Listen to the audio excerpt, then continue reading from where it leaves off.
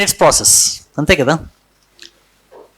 Using information and communication technology to improve the governmental process is sometimes described as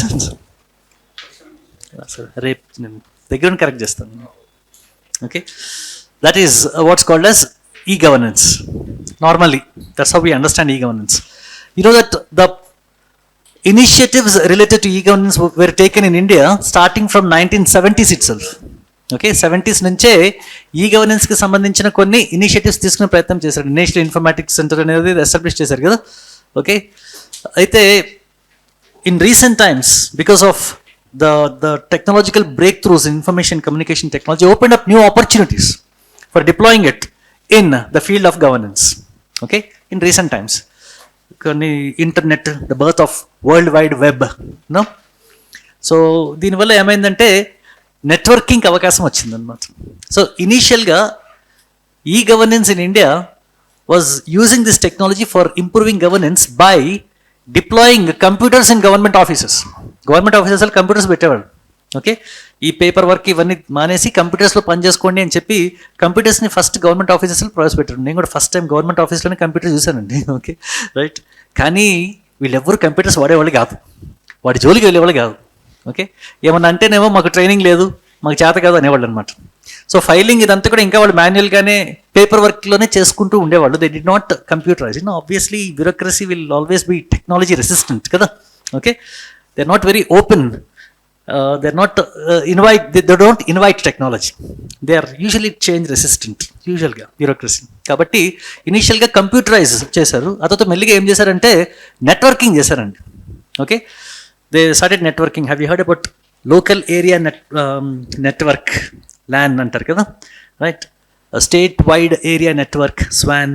okay, so ఈ కంప్యూటర్స్ని network చేసి ఈ government offices మధ్యలో వాళ్ళు సమన్వయం పెంచారు, కోఆర్డినేషన్ పెంచారు. Okay, at third level they started to provide governmental services through information and communication technology to people. Okay, right. At fourth level, 4వ స్టేజ్లో, through information communication technology, they established an interface between the citizenry and the government. So డైరెక్ట్గా మనం applications file చేసుకోవచ్చు, మన applications processing stage తెలుసుకోవచ్చు, మన గ్రీవాన్సెస్ని మనం file చేయొచ్చు, గ్రీవాన్సెస్కి రిడ్రెసల్ పొందొచ్చు.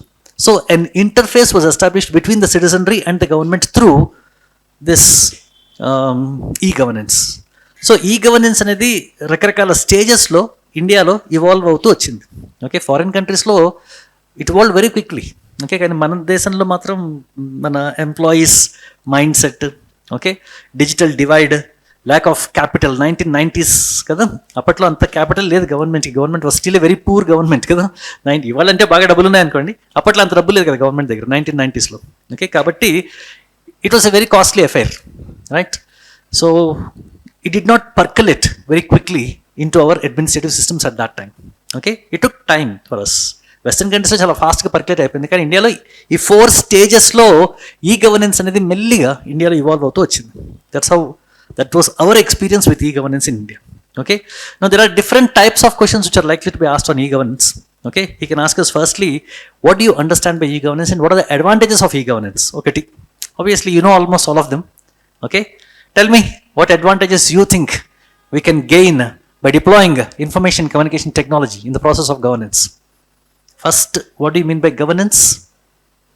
Governance conceives a networked government which, in partnership with private sector and civil society organizations, will carry out the process of governance. This is called as governance. Governance లో ఈ టెక్నాలజీని incorporate చేయడం వల్ల మనకి వచ్చే ప్రయోజనాలు ఏంటి, అడ్వాంటేజెస్ ఏంటి? You can tell me a few of the advantages which you can foresee. Better delivery of services, time bound, efficient, effective delivery of services ఒకటి. ఇంకా you can reduce delay. Okay, అదే time bound delivery of service. ఇంకా just think how information and communication technology is changing the nature of governance in this country. Increasing the convenience. అదే okay, you can file your applications, you can access your certificates, your documents at any time 24/7, even without having to wait. Okay, నాకు బాగా గుర్తుందండి, ఇంతకుముందు gas book చేసుకోవాలి అంటే gas ఏజెన్సీకి వెళ్ళి book చేసుకోవాలి ఫిజికల్గా, when I was very small. Okay, I have seen that time, I am seeing this time also, right? We used to physically go to the gas agency to book a cylinder. Okay, అప్పుడు వాడు మీరు రేపు రండి అనేవాడు. యూజువల్గా వెళ్ళిన ఎప్పుడు కూడా బుక్ చేయలేదండి, తర్వాత రమ్మనేవాళ్ళు అనమాట. ఆ తర్వాత మెల్లిగా ఫోన్లో you can book your cylinder. Okay, in 1990s. కానీ అక్కడ కూడా ఫోన్ తొందరగా దొరికేది కాదు వాళ్ళది, యూ హ్యాడ్ టు వెయిట్. आप कतार में है, మాకు బాగా గుర్తు, కతార్ అంటే క్యూ అనమాట. కృపయా వెయిట్ కీజే అని చెప్తా ఉండేవాళ్ళు అనమాట, ప్రతీక్ష కీజే అని. ఓకే, సో అట్లా we use to wait so much time. ఎప్పుడు అదృష్టం బాగుంటే తగిలేది లైన్, మన గ్యాస్ బుక్ అయ్యేది. ఓకే, ఇప్పుడు జస్ట్ మ్యాటర్ ఆఫ్ 1 minute, ఫోన్లోనే can just book your cylinder, అయిపోయింది కదా. So things have become so easy for people, right?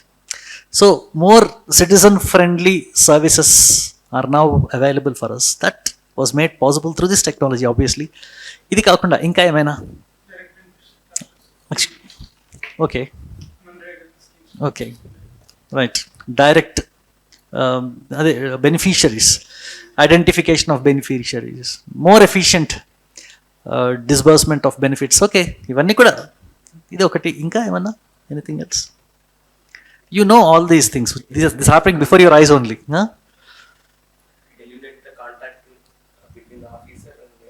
Okay, eliminating middle men between office, public, government and people. Okay, people now, ఇప్పుడు for example మన licence, RT ఆఫీస్కి licence కొను, అక్కడ you have an army of brokers there, a big army, right? They will be waiting for you to pounce on you the moment you go there. No you can do it online, slot online book చేసుకోవచ్చు, ఆన్లైన్లో మనకు ఒక time allot చేస్తారు, ఆ టైంకి వెళ్ళిపోవచ్చు, ఆన్లైన్లోనే fees కట్టేసుకోవచ్చు. Okay, and you have a specific time before which you'll get your license or your registration, whatever. Okay, and so it eliminates middlemen. Okay, అది కూడా సిటిజన్ ఫ్రెండ్లీ. సిటిజన్స్కి ఒక్కరికే కాదండి, ఇంకా వేరే బిజినెస్ ఆర్గనైజేషన్స్కి ఏమైనా బెనిఫిట్స్ ఉన్నాయా దీనివల్ల? Okay, right, you have simplified procedures with respect to clearances, payment of taxes, payment of fines or dues, or redressal of grievances, single window mechanism for granting licenses, permissions, online registration of tenders. Okay, and e-procurement, have you heard that? Government is now making all its procurements online, okay, through several portals. So ivanni kuda advantages which are secured to business organizations through deployment of this technology. Now this is what's called as government to business. You must have heard about these things: government to citizen, government to government, government to business, and government to employees. Even employees also, employees who are working within the government also are now availing this technology in regularization of their service history. Okay, in salaries and pensions, in appraisal reports. Okay, so information related to employees working in the government also is now available for every employee to see. Okay, so this is how employees are gaining, right?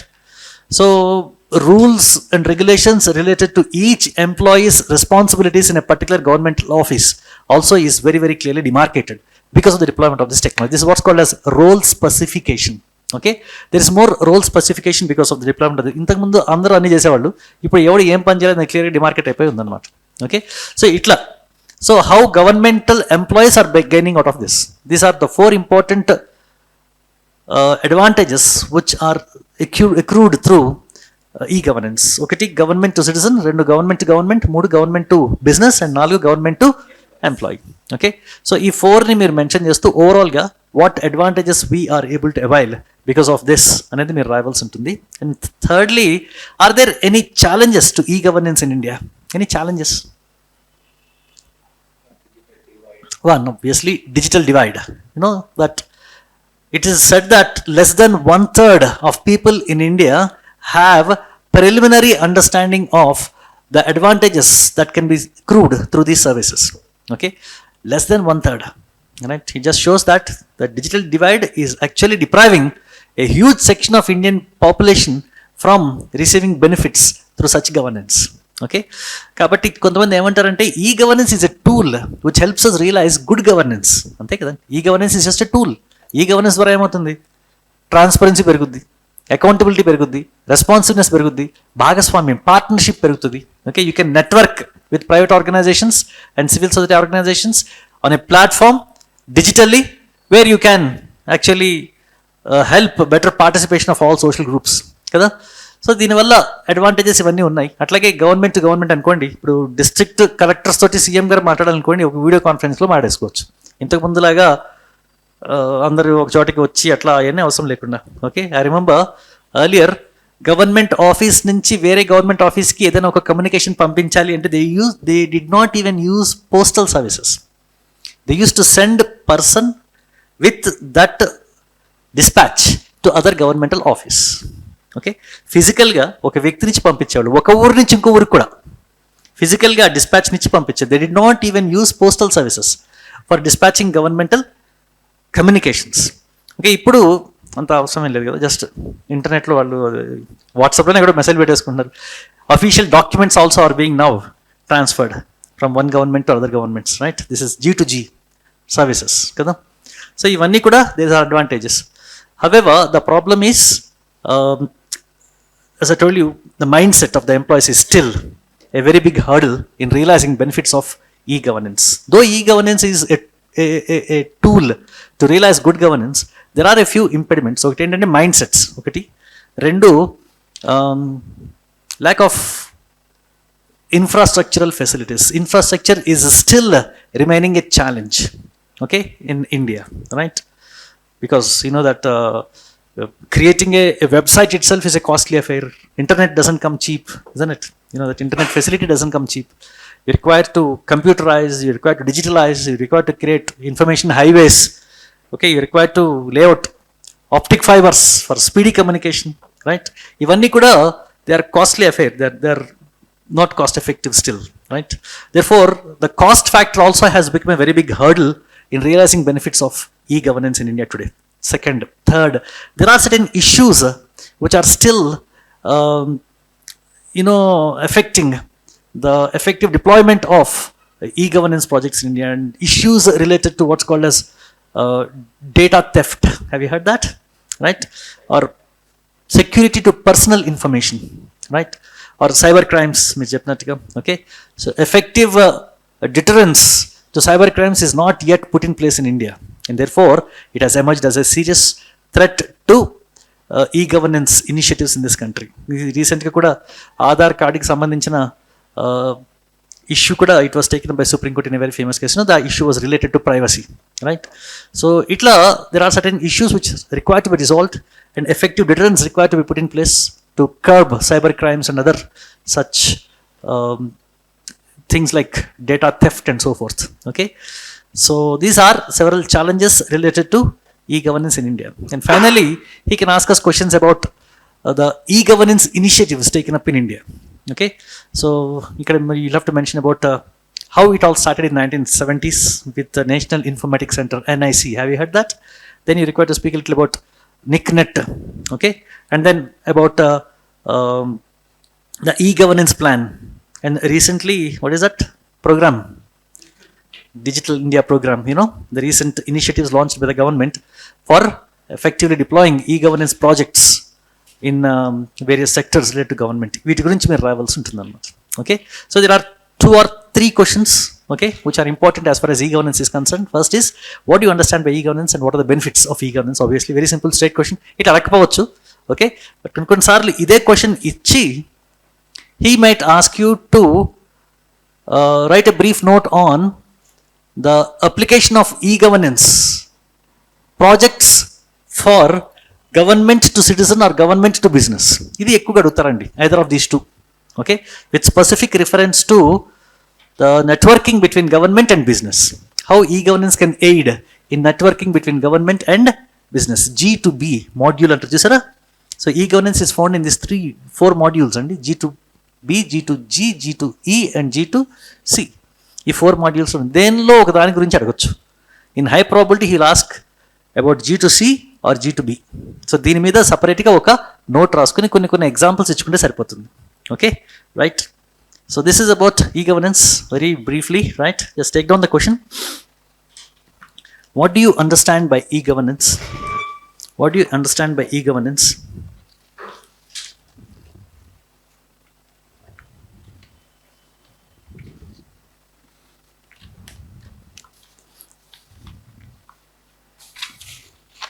Examine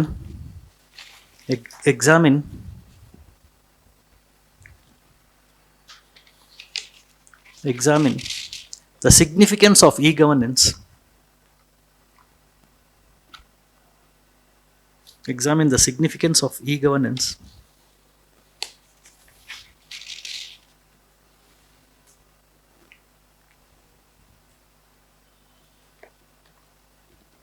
with specific reference to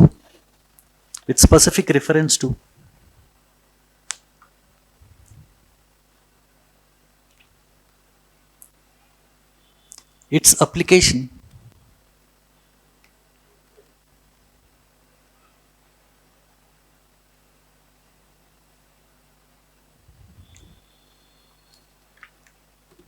in networking government to business, G2B, in networking government to business.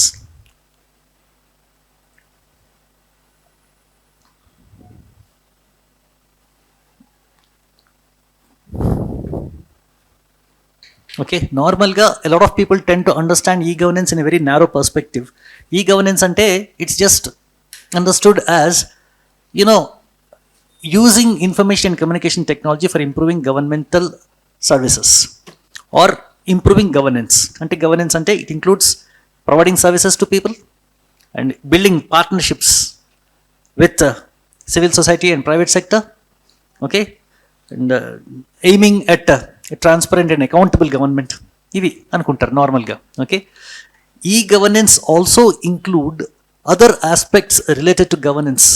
ఈ governance అంటే it's not just deployment of technology, it also includes, ఇప్పుడు టెక్నాలజీని deploy చేయాలి అంటే we require deployment of proper infrastructure కదా, it. So it also includes building digital infrastructure ఒకటి. Third, it also includes change in the perspective of employees who are supposed to use this technology to provide services to other stakeholders. Fourth, it also includes మొత్తం 5 ఉన్నాయండి dimensions of e-governance. Okay, it's not just deployment of technology, that's only one dimension. There are other things, improving infrastructure, affecting a change in the perspective of those who are using this technology to provide services to other stakeholders. ఇవన్నీ కలిపి e-governance అంటారు. Okay, it's not just providing or deploying technology, it's not just that. చాలా మంది ఏంటంటే this is a narrow view of e-governance. Broadly it includes all this. Okay, bringing about reforms in existing laws and policies which effect such usage of this technology. ఇప్పుడు నార్మల్గా కొన్ని చట్టాలు ఉండొచ్చు, ఈ చట్టాల వల్ల ఏమవుతుందంటే ఈ టెక్నాలజీని డిప్లాయ్ చేయలేని పరిస్థితి ఉండొచ్చు. ఆ చట్టాల్లో మార్పు తీసుకురావడం కూడా it's a part of e-governance initiatives. Followed by it includes all these things. Okay, right, please check down. With specific reference to networking between government and business, G2B. Okay, మనల్ని G2C కూడా అడగొచ్చు. Okay, please check down. e-governance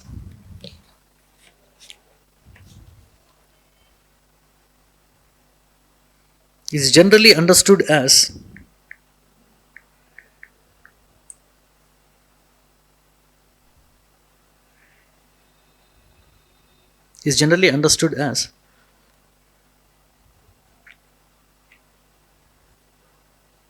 using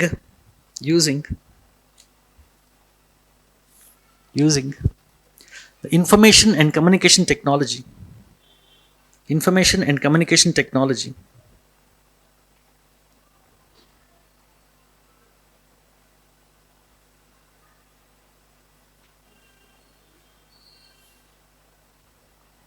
for bringing about positive changes in the process of governance. For bringing about positive changes in the process of governance.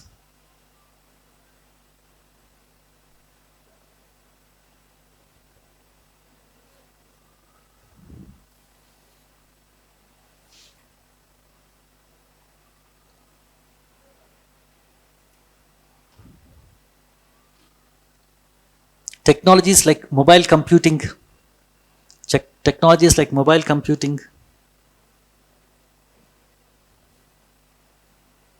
area networking,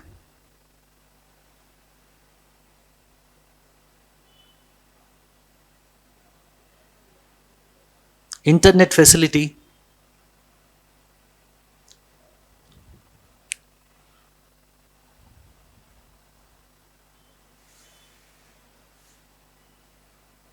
which aid in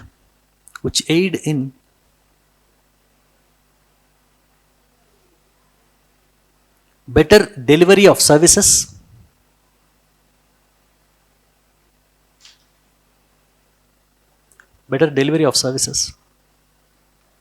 to citizens, comma, better interactions with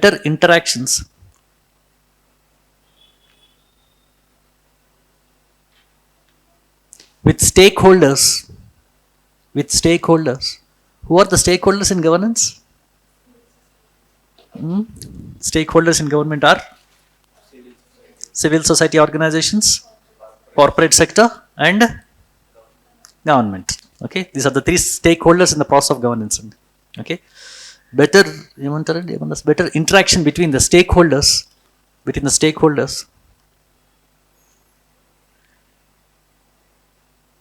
comma, citizen empowerment,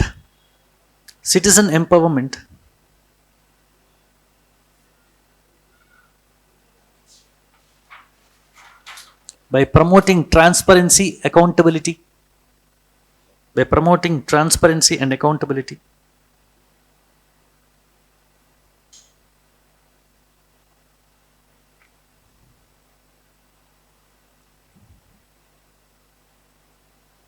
etc. Okay, now please remember that there are two important reasons as to why we had seen an increased deployment of information and communication technology in governance. So it ended obviously the recent breakthrough. Obviously, I told you, if you remember, the birth of the World Wide Web, that became a very, very big factor and increased social networking, of course. Please take down the recent breakthroughs. Next paragraph. Recent breakthroughs in information communication technology, ICT and petkondi chalu. ICT and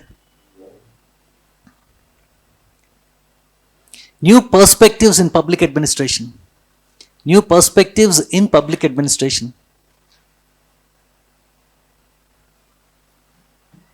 Notably,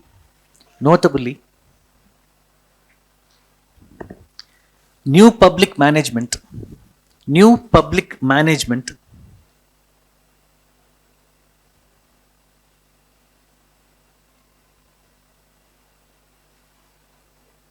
along with the idea of good governance,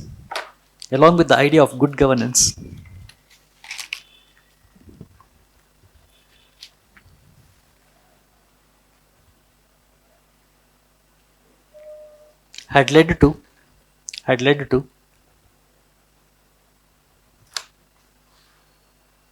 emphasis on e-governance.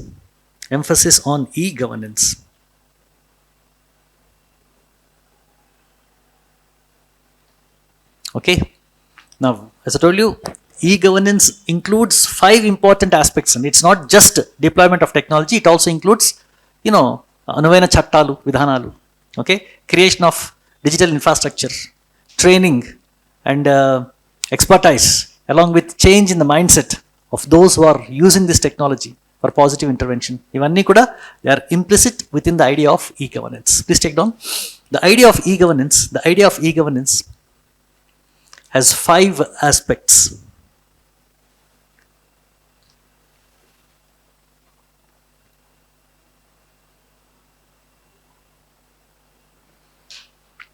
One,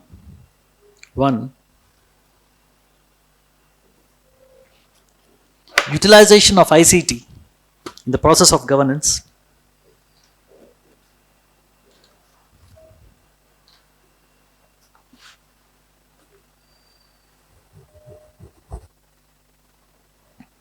Two,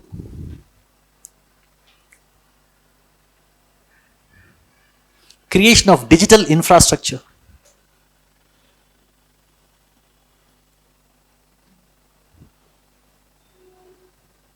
Creation of digital infrastructure.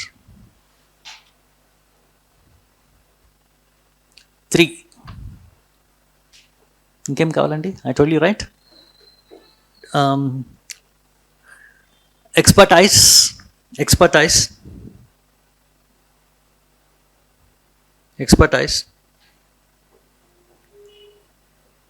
and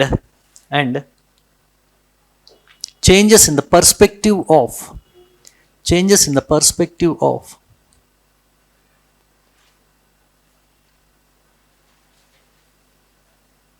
the employees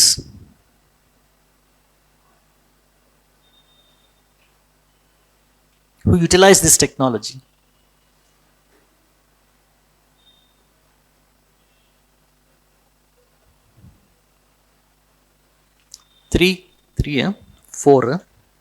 Four. Changes in laws and policies.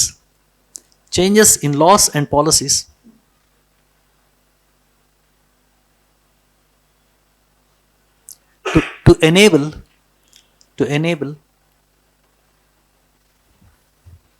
transparency, accountability, responsiveness, etc. 5.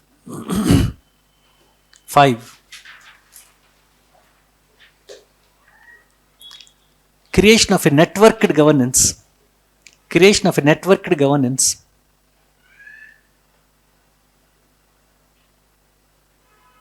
Through partnership between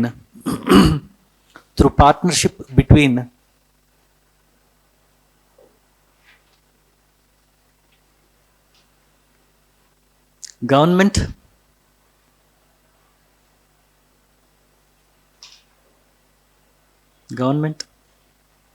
civil society organizations,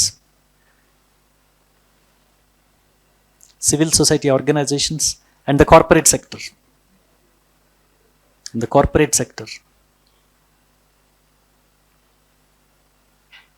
Okay, so these are the 5 important aspects of e-governance. It's not just deployment of technology. Okay, and this is one thing that you please mention in your answer, right? Because a good number of students will miss out on this. So e-governance therefore includes using this technology, building infrastructure, providing training to improve expertise and commitment on the part of personnel to deploy this technology, and of course it also requires easing of laws and policies so that it allows accountability and transparency. And of course finally, e-governance is primarily for the purpose of creation of a networked governance in partnership with government, civil society organizations and private sector. This is the meaning of e-governance. So e-governance సాధించాలి అంటే ఇవన్నీ ఉండాలి, ఇవన్నీ కావాలి. So all these are part and parcel of the concept of e-governance. Okay, చాలామంది దీన్ని ఏం చేస్తారంటే వీటిని బాక్సెస్ పెట్టి ఒక ఫ్లో చార్ట్ గీసేస్తారనమాట. You can do that also. Okay, so e-governance are 5 important aspects of e-governance అని చెప్పి అట్లా. Okay, now significance or importance, or its e-governance importance. And you know that in a lot of reports across the entire world, a lot of organizations have actually proposed e-governance as a tool to realize good governance. So e-governance is a tool to realize good governance. Good governance అంటే accountability, transparency ఇవన్నీ ఉన్నాయి కదా, ఇవన్నీ good governance. వీటన్నిటిని సాధించడానికి e-governance is a tool. Okay, so first you know that it was the World Bank which for the first time identified that e-governance is a tool to realize good governance because it allows for realizing 3 important objectives అని చెప్పి అందనమాట. ఆ తర్వాత మళ్ళీ మన second administrative reforms commission కూడా it submitted A report specifically on e governance. మొత్తం ఎన్ని reports submit చేసింది మన second administrative reforms commission? I think it submitted a total of 15 reports. అందులో one report was totally dedicated to e-governance. The smart way ahead అని చెప్పి వాళ్ళు mention చేశారు report పేరుని. ఓకే, రాసుకోండి. Next paragraph. The world bank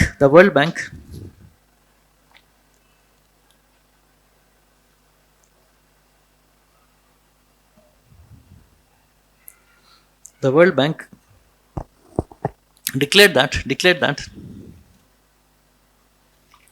e-governance is a tool to realize good governance. E-governance is a tool to realize good governance.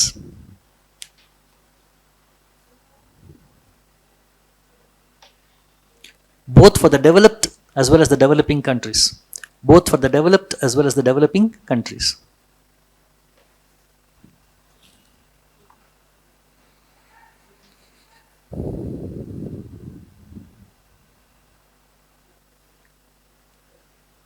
It identified three important advantages of e-governance.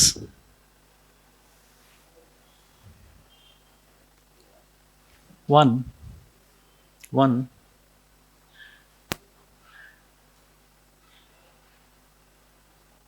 increasing the quality and reach of services, public services. Increasing the quality and reach of public services. 2,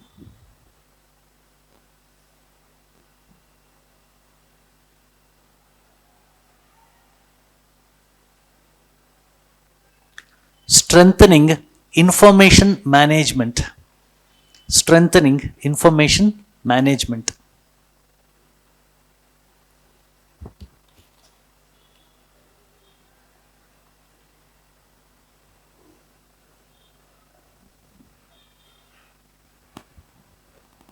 3,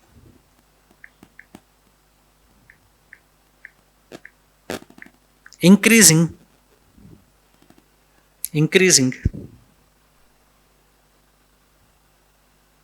the participation of the stakeholders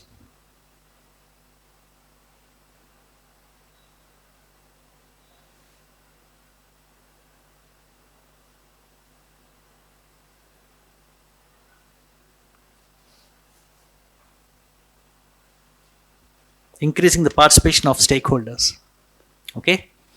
Now, as I told you, the second Administrative Reforms Commission also had come out with its report on e-governance. Please take down. The second Administrative Reforms Commission,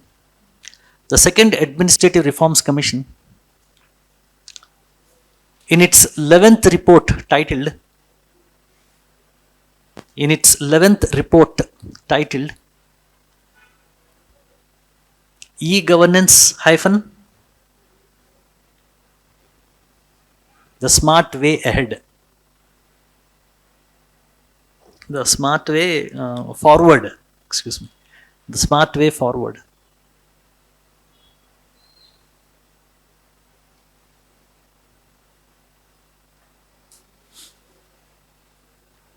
Propose that.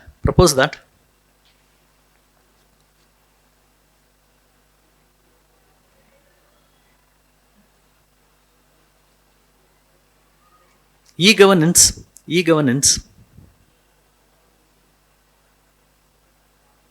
enables creation of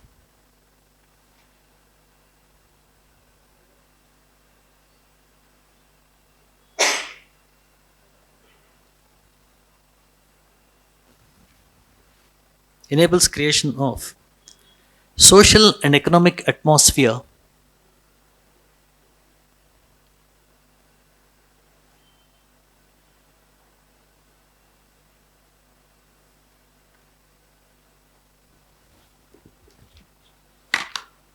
to enhance participation and progress.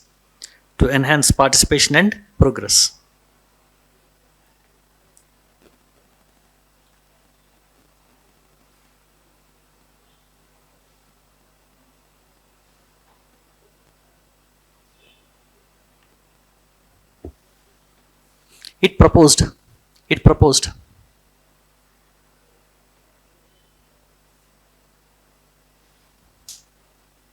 2 to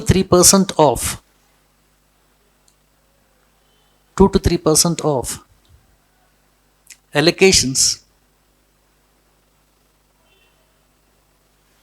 allocations for planned expenditure.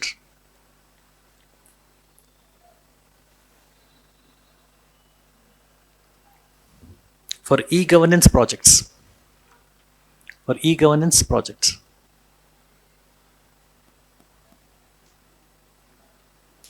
Okay, and as I told you, while speaking about the advantages of e-governance, we can speak about 4 different models of e-governance: government to government, government to citizen, and all that stuff, right? Please take down. The advantages of e-governance can be, the advantages of e-governance can be seen in 4 models of e-governance. Can be seen in 4 models of e-governance.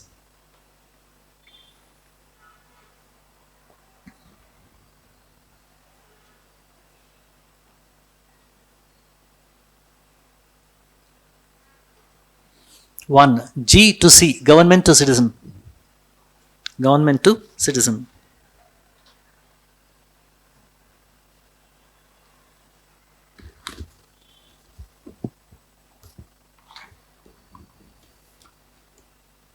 Okay, you know that e-governance enables increased interface between government and people, obviously. Okay, and secondly, it empowers citizens through information. Okay, because now government information can be made available to people through various databases. Do we have such facilities where government related information is now put for public view? We have such facilities, in the form of several kiosks in rural areas. Have you heard about CRISP? CRISP is a program which allows creation of kiosks in rural areas, which allows people to view government related information. Okay, itla information obviously is empowerment, sir. Okay, information leads to empowerment kada. Manaki government gurinchina information telistene we are empowered, otherwise we are powerless. Information is power, obviously, right? Meeku telusu kada. Who you can control opinions, minds, views, okay, by controlling information, isn't it? By controlling information, you can actually control people's opinions and ideas also, right? So people should have information, and information is considered to be an ingredient for empowerment, essential ingredient for empowerment. Okay, so people's empowerment can be, secured through this e-governance, right? Please take down. E-governance increases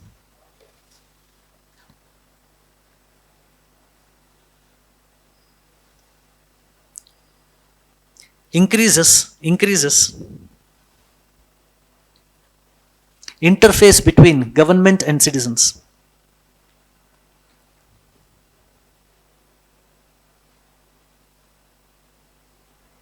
Increases interface between government and citizens.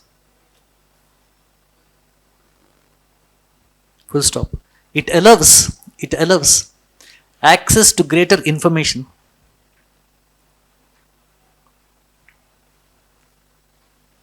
It allows access to greater information,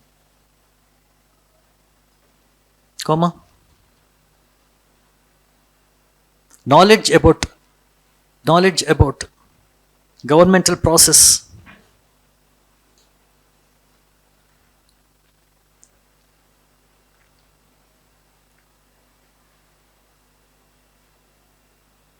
comma,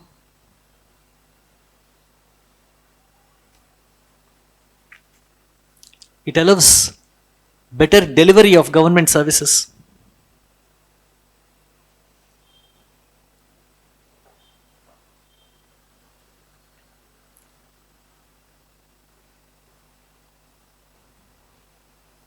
Comma, transparency in people-centered programs.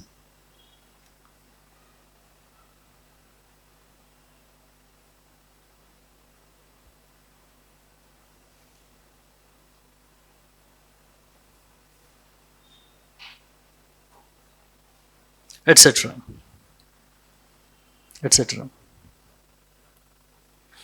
Several e-governance projects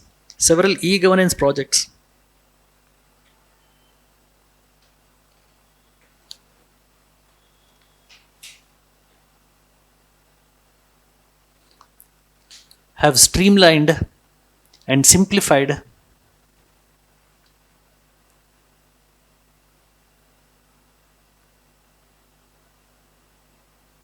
governmental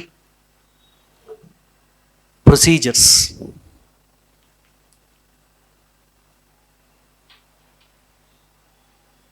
like online bill payments, comma, registration of applications,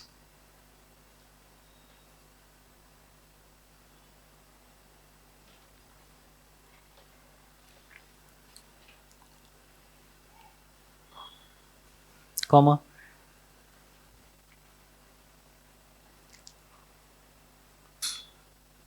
access to public documents,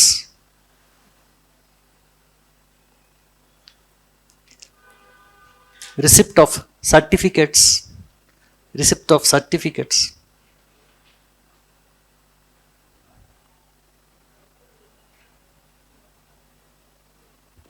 filing of complaints,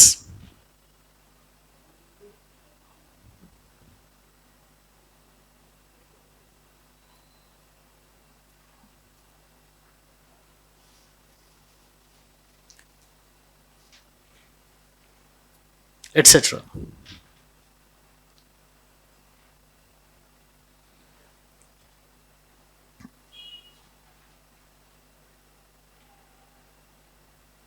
Several projects like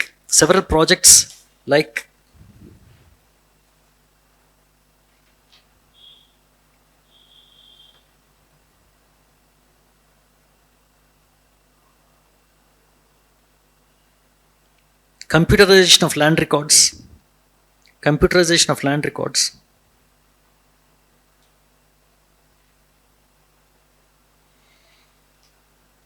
and their online delivery. You just mention a few projects here which have become very famous, bracket lo Bhumi project in Karnataka.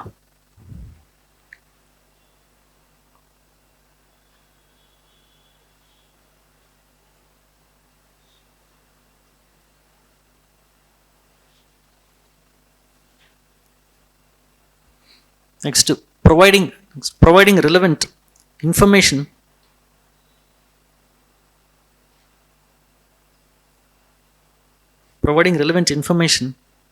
to rural people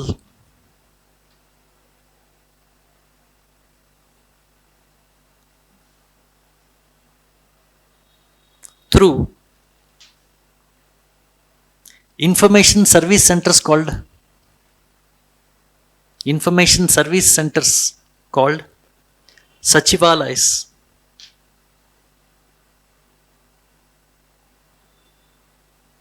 Bracket lo Gandhut project in MP.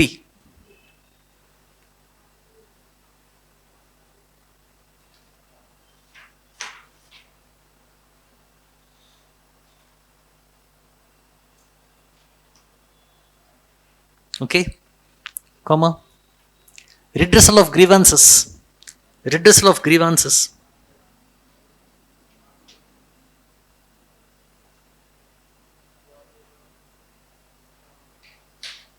related to land records,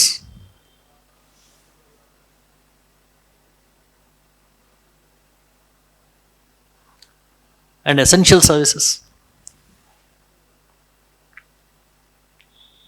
Bracket lo Lokwani project in UP.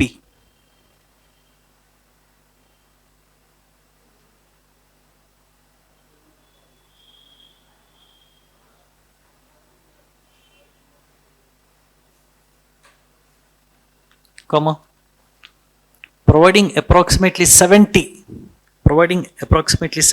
types of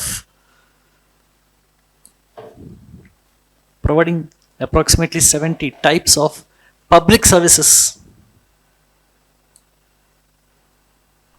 Bracket lo E-Seva in Andhra Pradesh.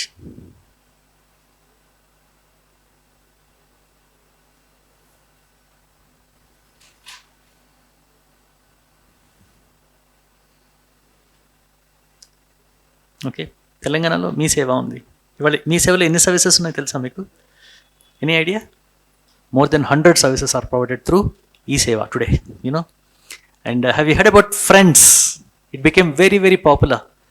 Fast, reliable, instant, efficient, and networked disbursement of services. Friends project became very popular in Kerala.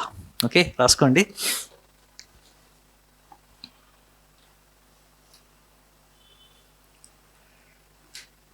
Providing facility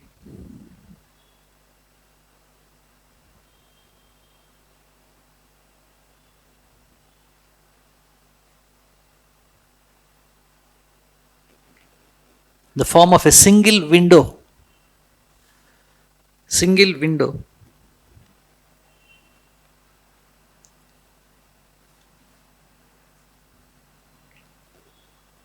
clearance of all dues and disputes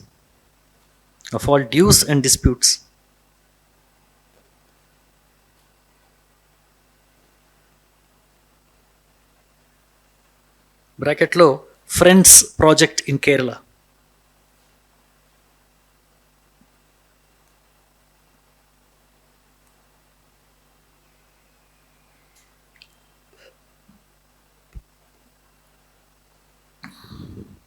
And several others like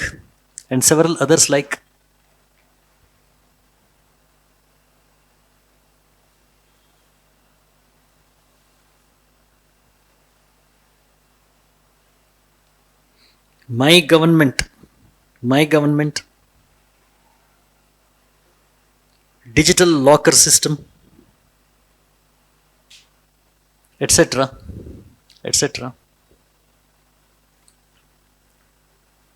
are considered important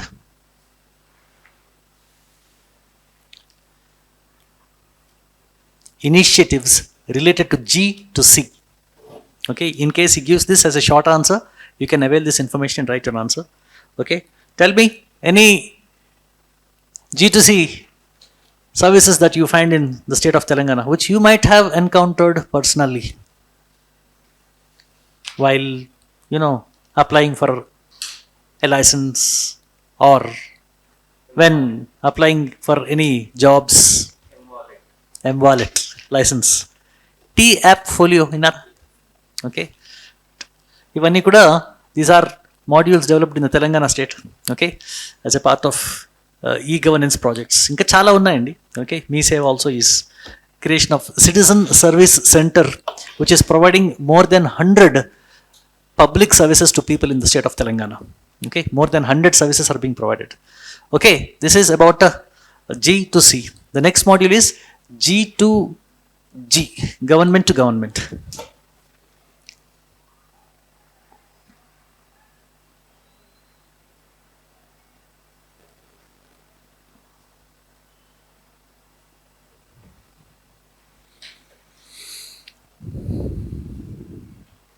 E-governance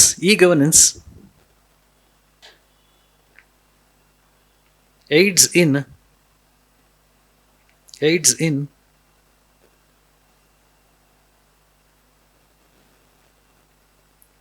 improving coordination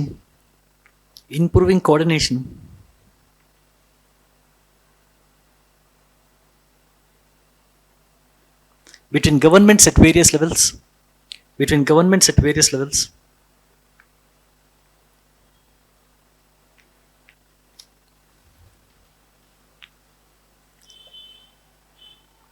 Okay, central, state, district level, different levels. But state government wants to have a conference with all the district, functionaries. You can just do that through a video conferencing easily, isn't it? Okay, at various levels, coordination between various departments and other agencies related to government.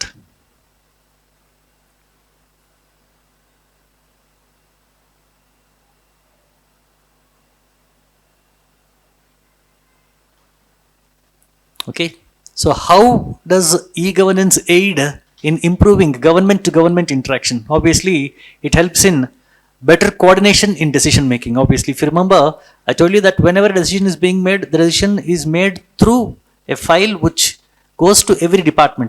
Coordination with the department becomes very easy. Okay, so have you heard about this E-Secretariat.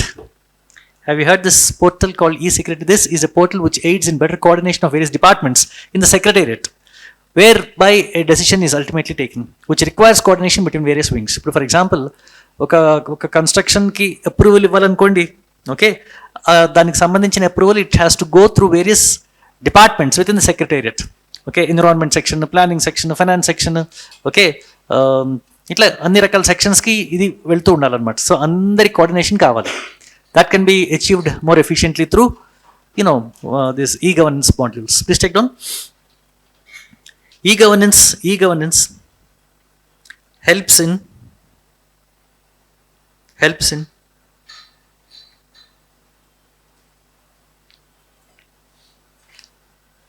more efficient document exchange, more efficiency in document exchange,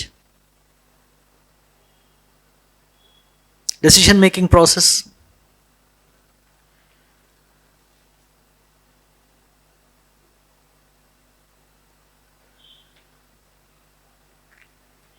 distribution and storage of information,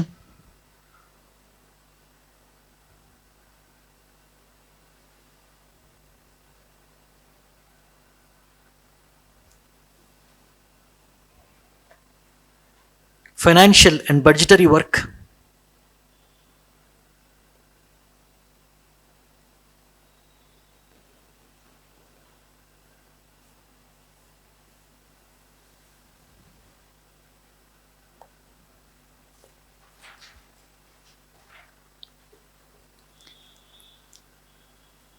implementation of schemes which require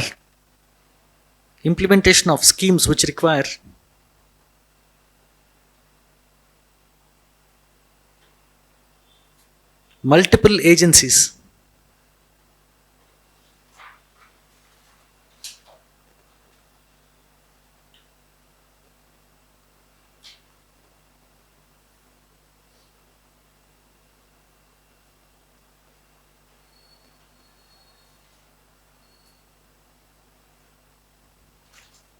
etc.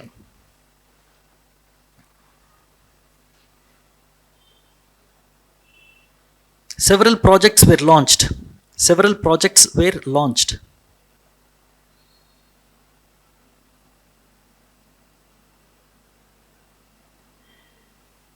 to improve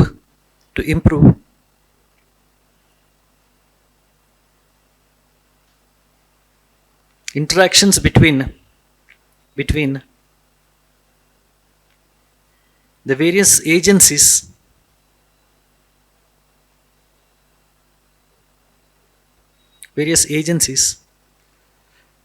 associated with the government.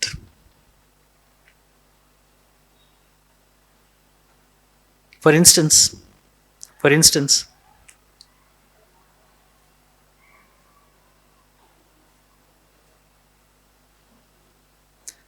the E-Secretariat project.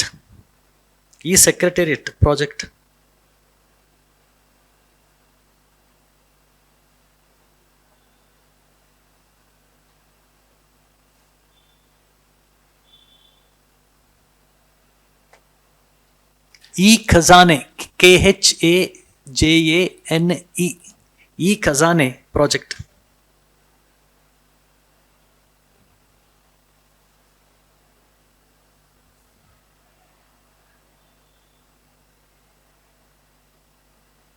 This is about coordinating the work in treasuries. Okay, bracket lo vaskondi, coordination of work in treasuries. Khazana ante treasury kada, right?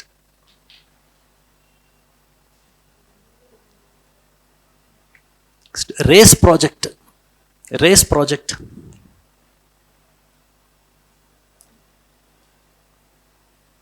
for better revenue administration,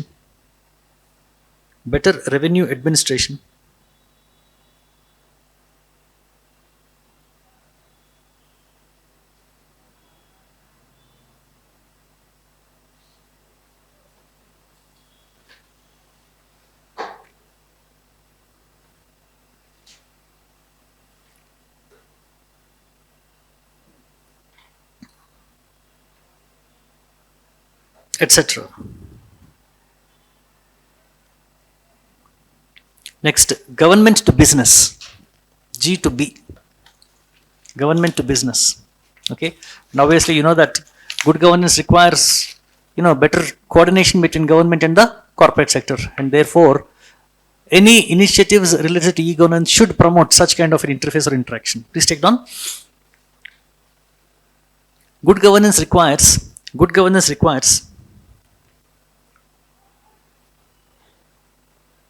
seamless interaction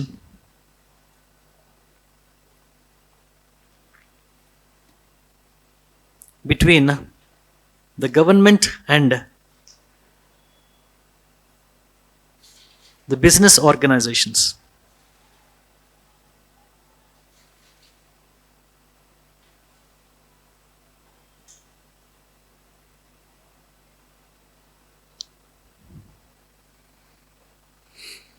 G to B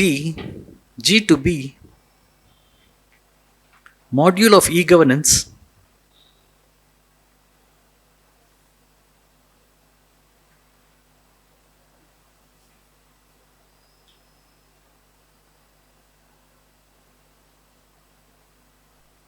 information related to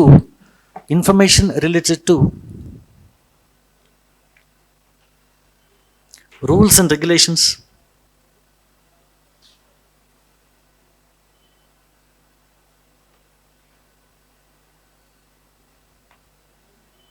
tax incidences,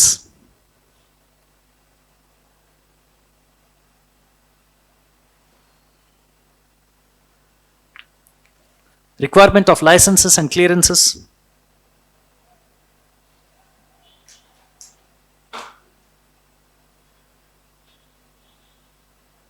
etc. can be made possible.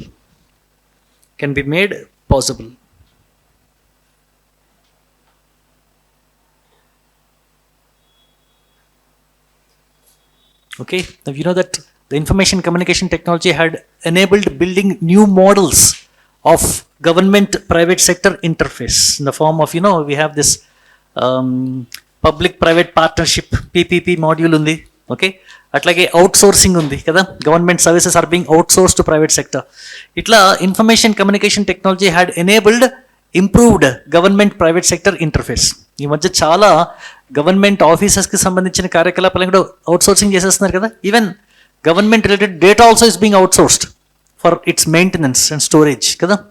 So much of governmental processes are being outsourced and private sector is now being actively engaged in the process of governance. ఈ మధ్య road laying, infrastructural building, for example మన airport ఉంది కదా, Shamshabad airport is constructed by private limited company, our metro line is constructed by private limited company. ఇంకా L and T కదా, అది MGR, అదేంటది?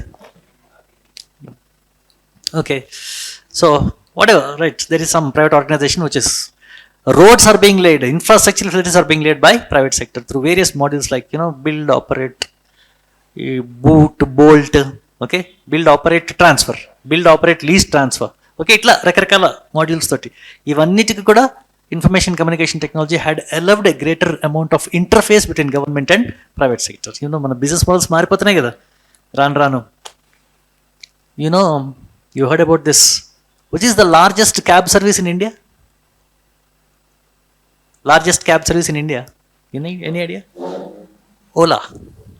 Okay, do you know the largest cab service in India, which has turnover of millions of dollars, does not have a front end office? తెలుసా?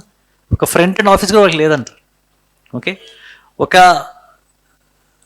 Specified number of employees కూడా వాళ్ళకి లేరంట. They are all working in the virtual world, isn't it?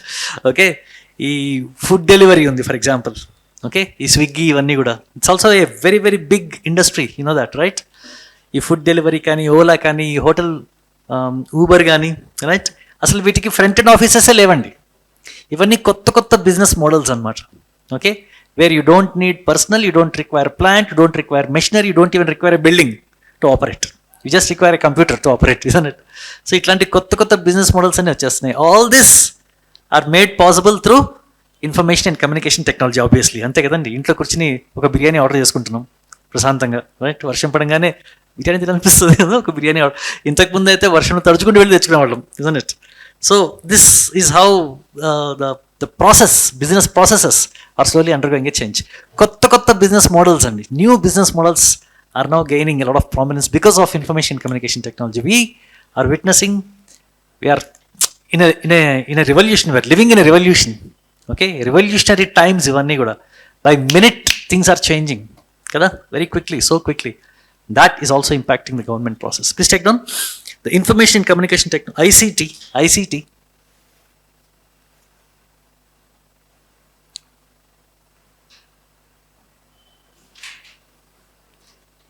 ICT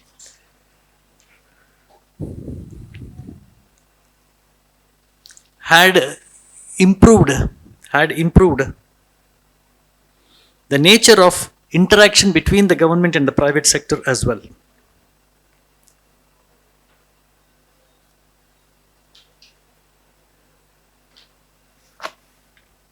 Giving rise to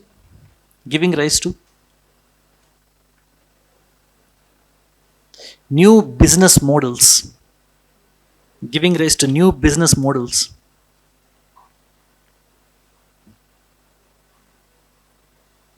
Like outsourcing.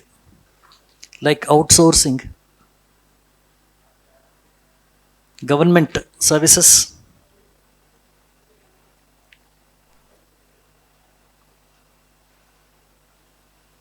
Public-private partnership.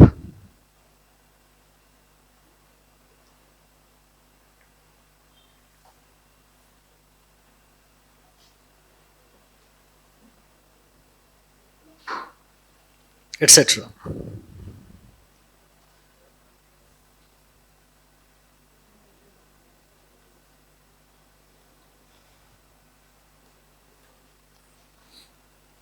Projects like e-procurement.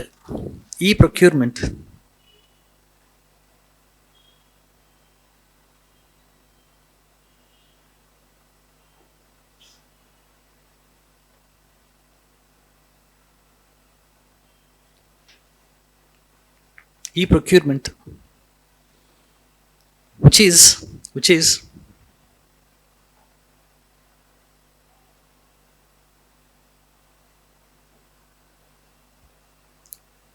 a project to standardize government procurements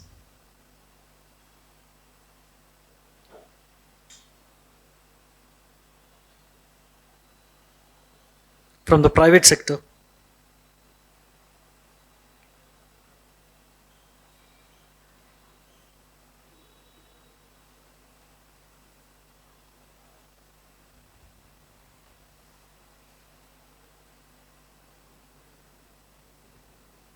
There is another program called Satyabama, Satyabama and program.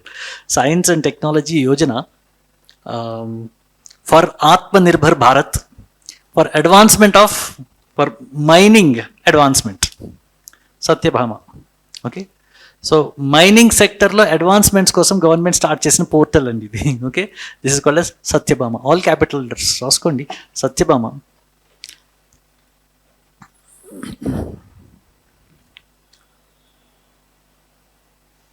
Aim to promote R&D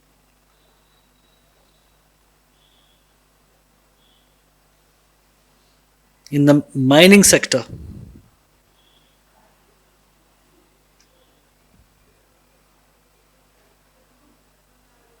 With proposals from the private sector.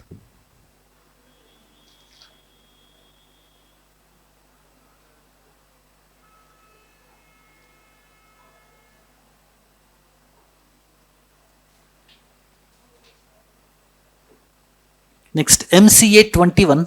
MCA, all three capitals, and Ministry of Corporate Affairs and MCA ante. MCA 21 is a project implemented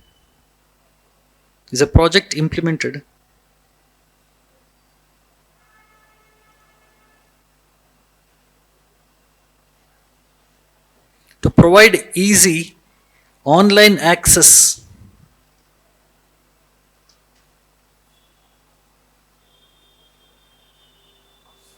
to all the services offered to the corporates.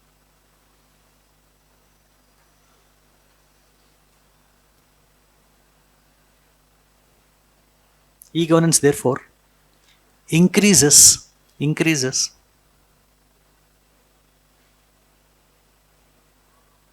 responsiveness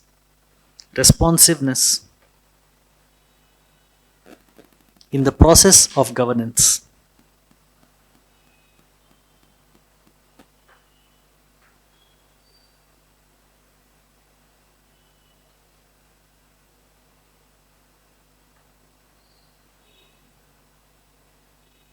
Okay.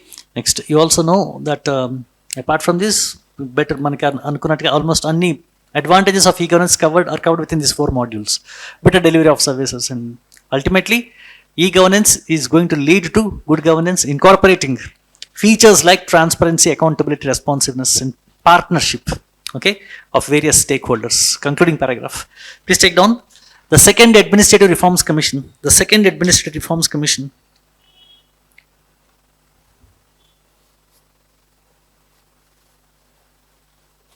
concluded in its report on e-governance that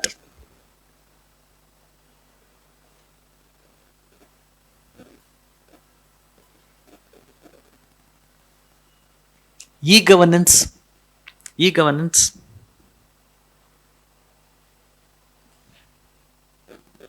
helps realize people-centered governance.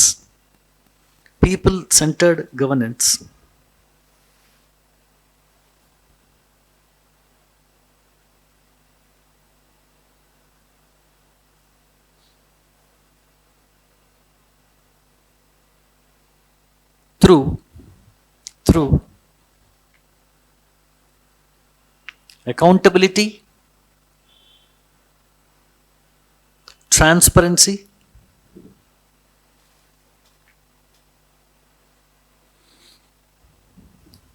effectiveness and responsiveness.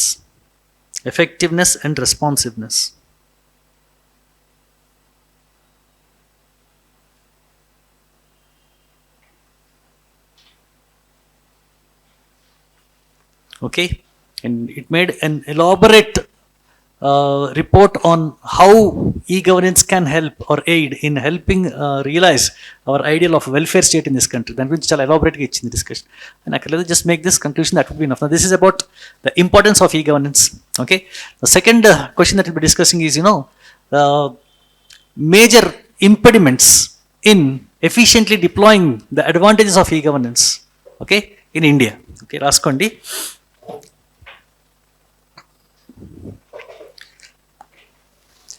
Write a brief note on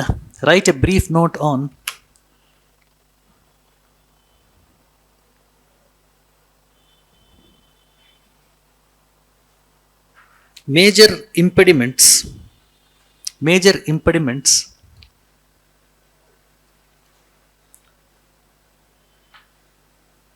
in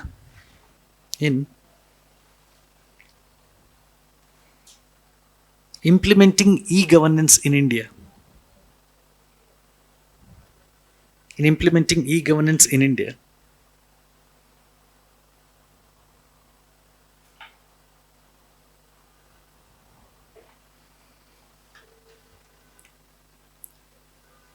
Okay, now you know that in this country e-governance initiatives had begun way back in 1970s itself, with the establishment of an organization called National Informatics Center.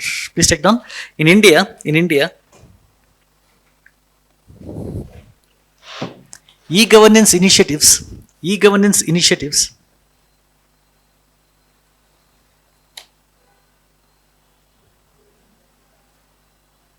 had begun in 1970s itself,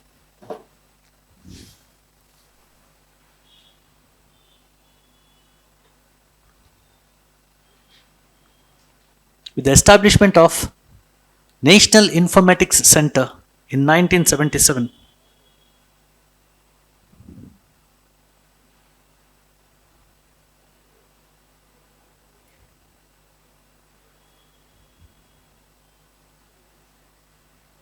Okay, and the primary mandate of NIC was to conceive the implementation of e-governance projects at the central and the state government level. Please take down. This body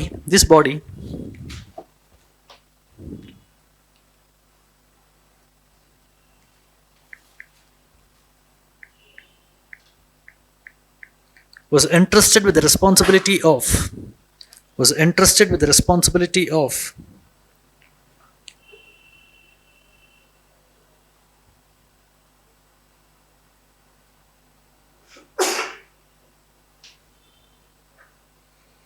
conceiving and designing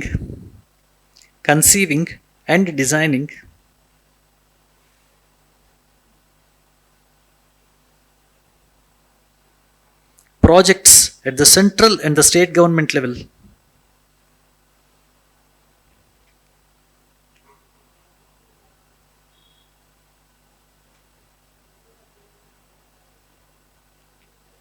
related to e-governance.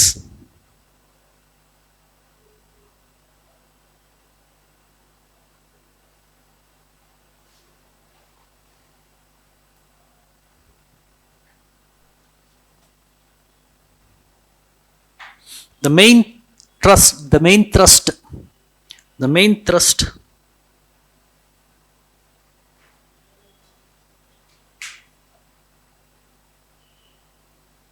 for e-governance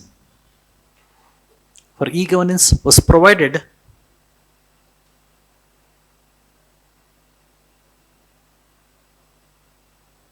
by launching NICNET in 1987.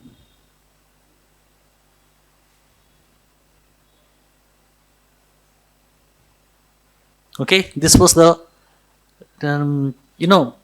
nationwide satellite based computer network. Through this, all the computers at various district levels were networked through this project. Please check down. This provided for national satellite based computer network.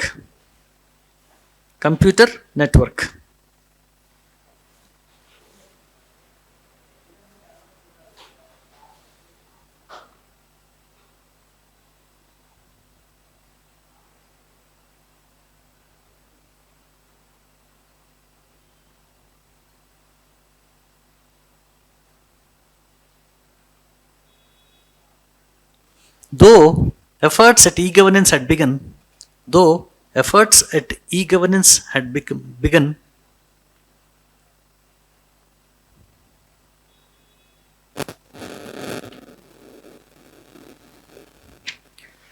several impediments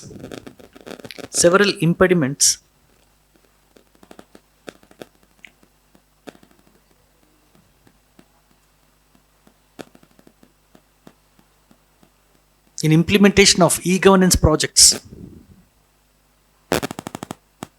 were observed.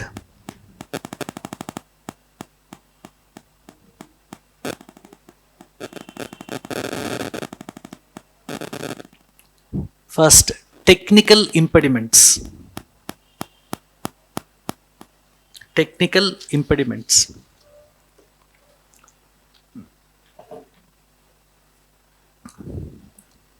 Okay, now you know that there are many departments and there are many responsibilities which the governments take up at various levels.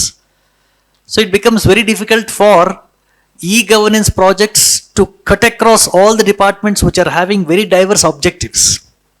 Okay, complicated nature of governmental work is making it difficult for deployment of these technologies in an efficient manner, cutting across all the departments. For example, manaki irrigation డిపార్ట్మెంట్లో వాళ్ళ objectives వేరుగా ఉంటాయి, public డిస్ట్రిబ్యూషన్లో వాళ్ళ objectives వేరుగా ఉంటాయి, cooperative సెక్టర్లో వాళ్ళ objectives వేరుగా ఉంటాయి. ఒక్కొక్క సెక్టర్కి ఒక్కొక్క రకమైన ఆబ్జెక్టివ్స్ ఉన్నప్పుడు it becomes very difficult to deploy this technologies. Complicated nature and diverse functions performed across departments had made it very difficult for deployment of this technology. రాసుకోండి. First, the complex nature of governance with diverse objectives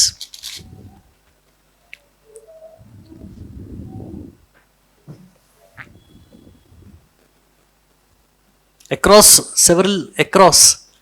multiple departments,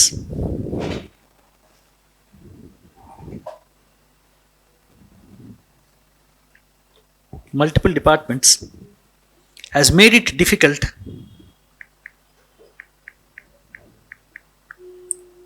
for efficient use of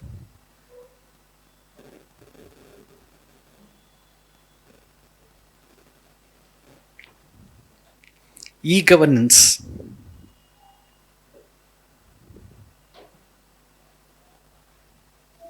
Secondly,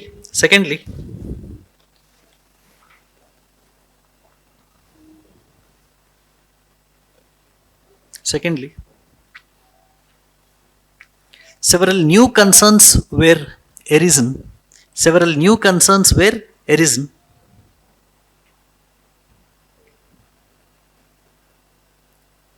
Related to data security,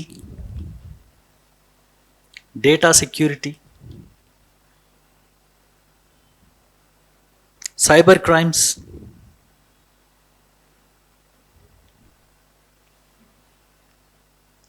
protection of privacy, protection of individual privacy,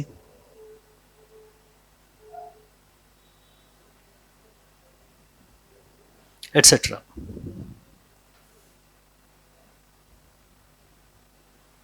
Next, second, social obstacle.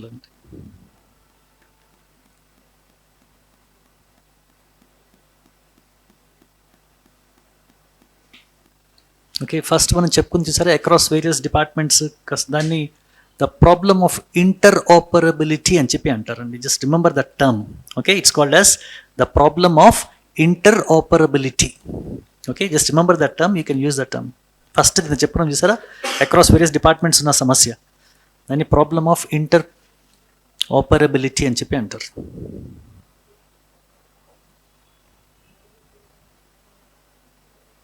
Okay, next is social obstacles. Now we know that a good number of these e-governance platforms are only available in English and they're not available in local languages. So that's considered to be another major problem with this. Of course, in recent times, it's become a little irrelevant, primarily because a good number of websites are also developed in local languages and we have efficient translation mechanisms as well. But initially, the last 20 years, okay, starting from 1990s onwards, what we had seen is lack of these facilities available in local languages. Now that had created a divide in access to these services using e-governance projects. Please take down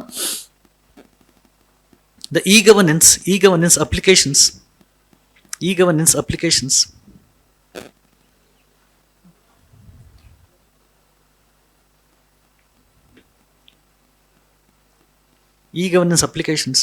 in the last two decades,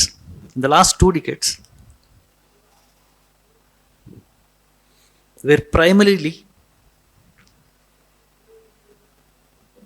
available in English language.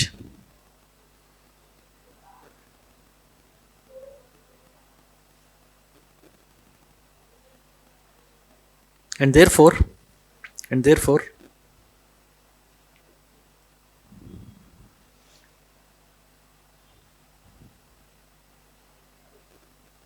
people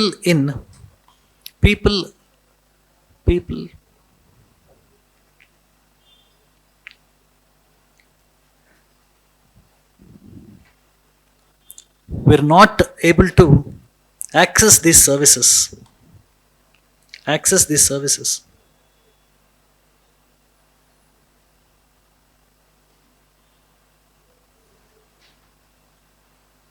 Secondly,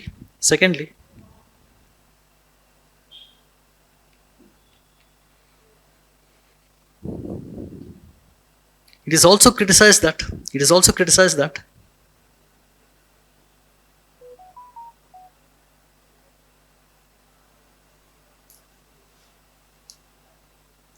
digital divide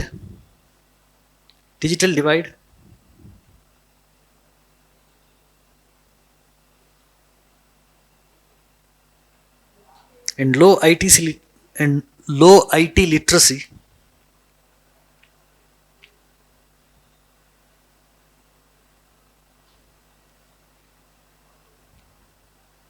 coupled with the fact that coupled with the fact that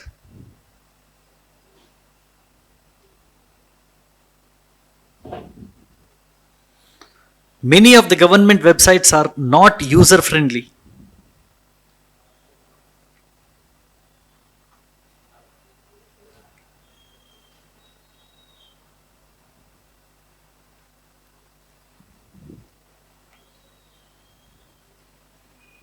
was a major challenge. A major challenge. Third, economic challenges to e-governance.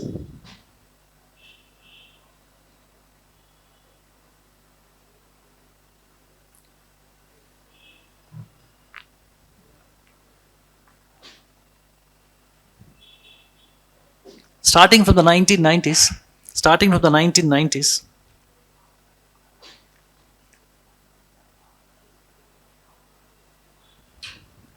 starting from the 1990s, e-governance projects were not satisfactorily implemented.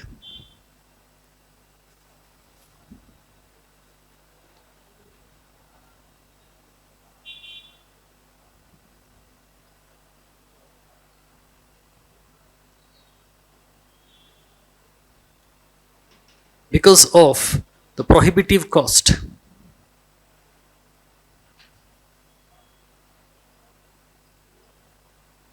Prohibitive cost.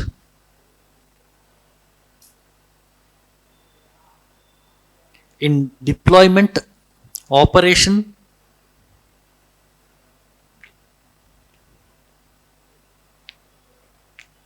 as well as maintenance.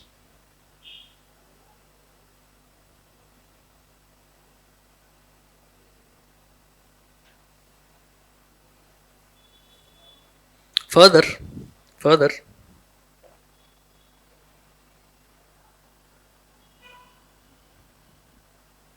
lack of special allocations, lack of special allocations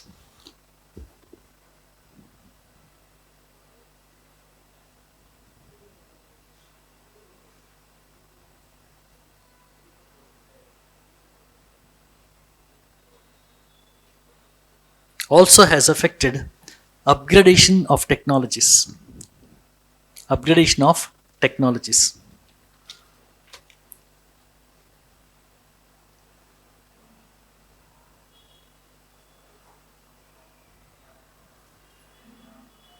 Upgradation of technologies. Last, infrastructural challenges.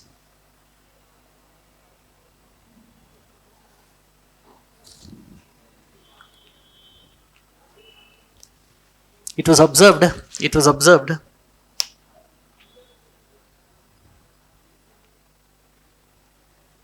by the Second Administrative Reforms Commission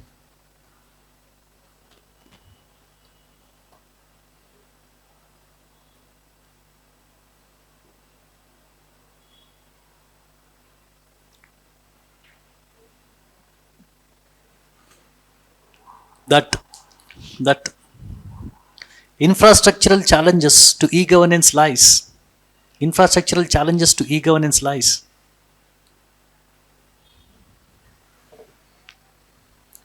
Both in the form of physical as well as human infrastructure. Physical as well as human.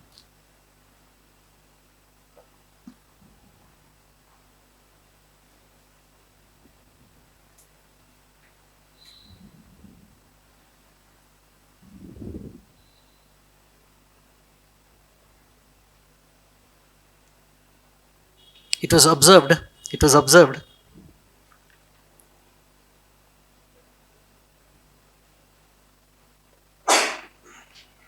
that lack of commitment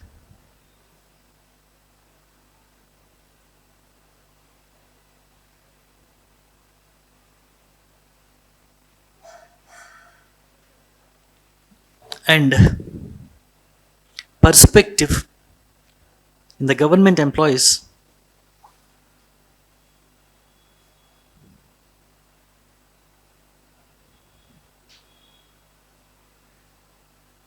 had affected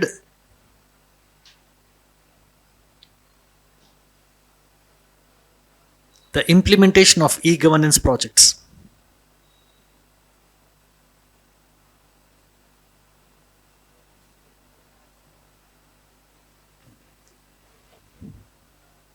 Okay. Next, lack of lack of connectivity, lack of connectivity,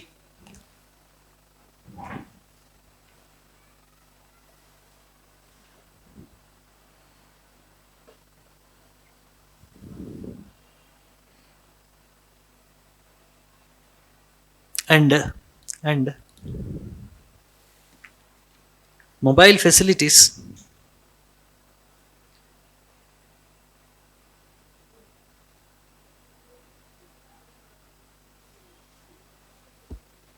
along with limited reach by the government, along with limited reach by the government,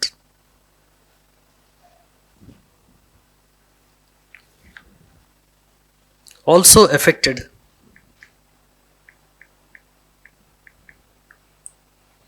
implementation of e-governance projects.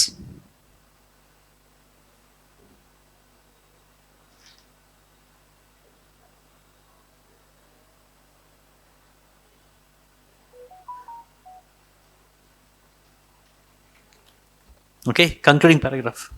To overcome all this, Government of India had come out with a series of steps. National e-governance plan ఒకటి, okay, Digital India program ఒకటి, ఇట్లా రకరకాల schemes introduce చేస్తుంది. Just write a small note on these government steps to overcome these obstacles. Please take down concluding paragraph. To overcome the obstacles, to overcome the obstacles,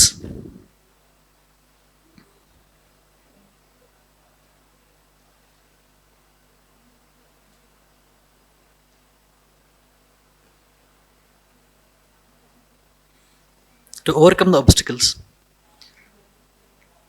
the Government of India had launched several programs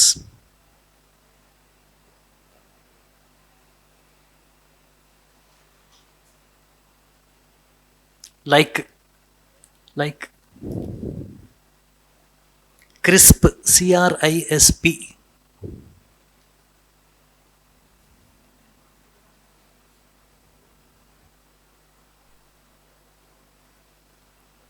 computerized rural information system project,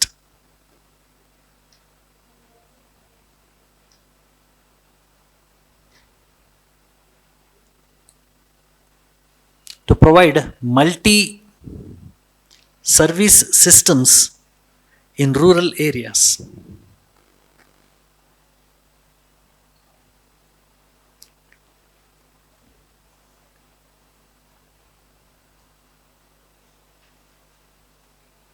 Next, government also launched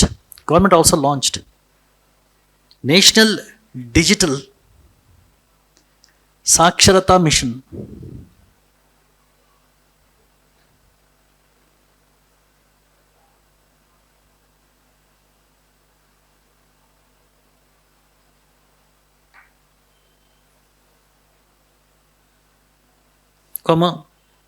National Mission on Education through ICT, National Mission on Education through ICT.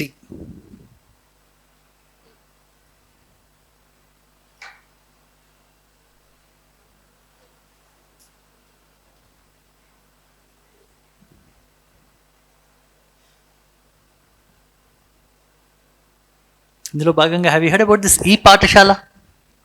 Yeah, digitalization of all the NCRT material, okay, for the students across the entire country. E-Yantra, have you heard that? E-Yantra is a project for exchange of information between the engineering institutions and students. Okay, ఇవన్నీ కూడా this is for improving national literacy through ICT, information and communication technology. Then we had the National E-Governance Plan. రాసుకోండి, the National E-Governance Plan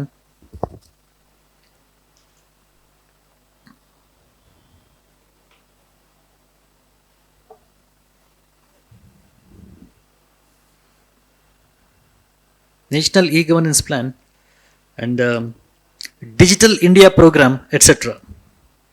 Digital India program, etc.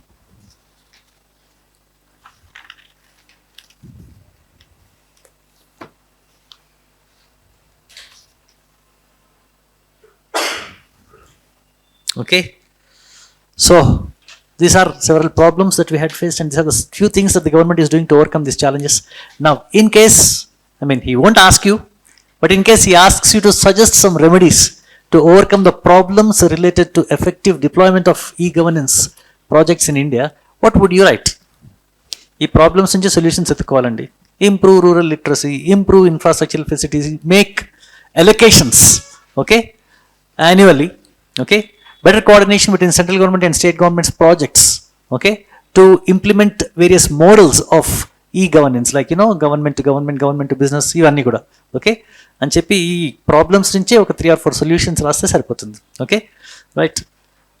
Will you try writing an answer on this? Okay, just take down the question.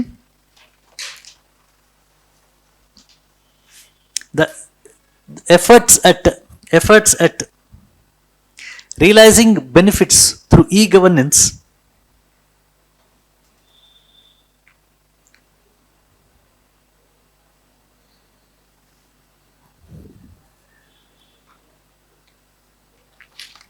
had yielded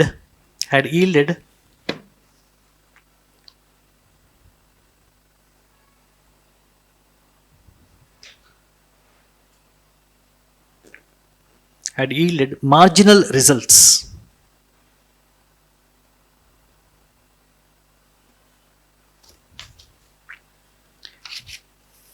Marginal results. Suggest measures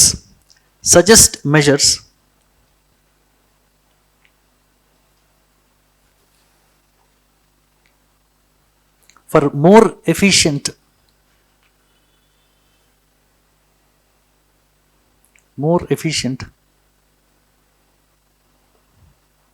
use of e-governance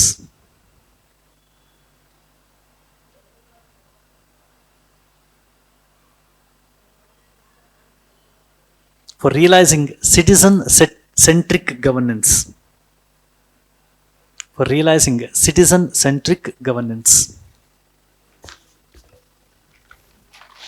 Okay, so specifically citizen-centric governance ni realize cheyadam kosam ఏ విధంగా we can use e-governance more specifically. Okay, so ఇంకా ఏం చేయొచ్చు citizen-centric governance ni realize చేయడం కోసం what can be done అనేది you're asked to make some remedies. ఏం చేయొచ్చు? Can you give me some idea what can be done? Dedicated allocations, okay, better coordination between center and state, okay. 3, improving IT literacy, obviously, okay, trying to bridge the digital divide, okay. Next, empowerment of individuals through better implementation of e-governance modules like citizens charters which use information communication technology, okay. And these are a few things which you can do, right, to improve citizen-centric governance using e-governance projects, okay. ఇట్లా కొన్ని examples తోటి ఇన్ఫర్మేషన్ని పెంచాలి, okay, grievance redressal మెకానిజంని strengthen చేయాలి, okay, and digital డివైడ్ని, remote ఏరియాస్లో కనెక్టివిటీని, okay, పెంచాలి, digital డివైడ్ని తగ్గించాలి. ఇట్లాంటివి కొన్ని చేపడితే we can overcome the problems and realise citizen centric governance. సిటిజన్ని సెంటర్గా చేసుకునే గవర్నెన్స్ సిటిజన్-సెంట్రిక్ గవర్నెన్స్ అంటే, రిమెంబర్ దాట్, ఓకే. ఇంతకుముందు గవర్నెన్స్ అంటే networked government. Today we are speaking about what's called as citizen-centric government as well. Governance should be centered around the welfare of citizens. Okay. So tomorrow we'll look at one another question about e-governance, and then we'll start with the central secretariat. ఇంకా central గవర్నమెంట్కి సంబంధించినటువంటి systems అన్ని చూసుకోవాలి. Central secretariat, cabinet secretary అని ఇంకో body ఉంది, అవన్నీ చూద్దాం. ఓకే.